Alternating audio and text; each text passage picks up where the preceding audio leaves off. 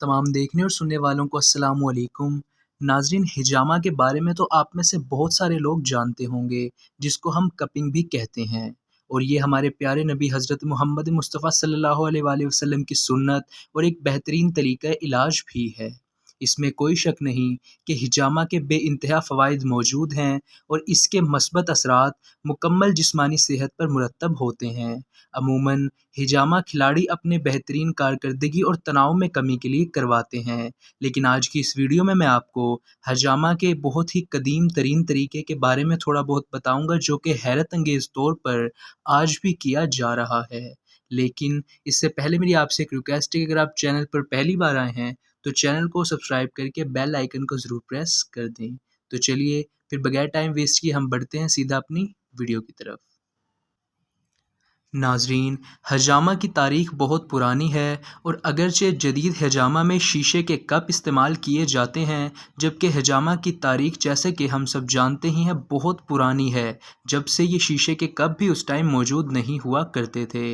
इस वक्त हिजामा करने वाले मुआलिज इस इलाज के लिए जानवरों के सींग इस्तेमाल किया करते थे, लेकिन वक्त गुजरने के बाद इन सींगों की जगह शीशे के कप और बांसों ने ले ली।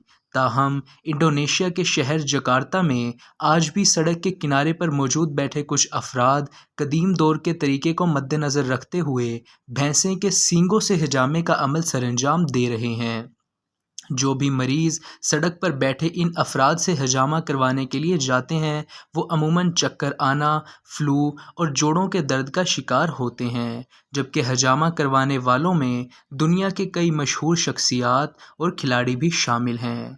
नाजरीन, स्ट्रीट थेरापिस्ट ओन सक्सेना का कहना है कि दूसरी जगहों पर मुआलिज हिजामे के लिए शीशे के कप या फिर बांस के कप यानी कि बैम्बू कप्स इस्तेमाल करते हैं, लेकिन यहाँ जकार्ता में हम भैंसे के सींग ही इस्तेमाल करते हैं। सींग हज़ारों सालों से कपिंग में इस्तेमाल हो रहे हैं, क्योंकि इसमें कोई ख़तरा मौजूद नहीं है और इनकी गर्मी जिस्म में खून की गर्दिश को बेहतर बनाती है।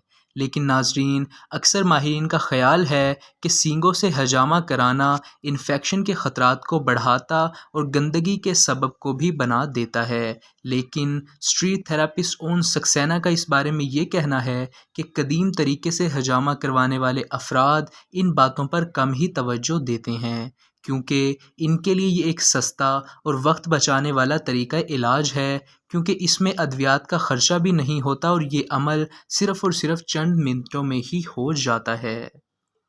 तो नाज़रीन, ये थी आज की छोटी सी वीडियो। मैं उम्मीद करता हूँ कि आपको वीडियो ज़रूर अच्छी लगी होगी। अगर आपको वीडियो अच्छी लगी है तो वीडियो को लाइक ज़रूर कर दीजिएगा और वीडियो के बारे में कोई भी सजेशन कमेंट सेक्शन में ज़रूर दीजिएगा।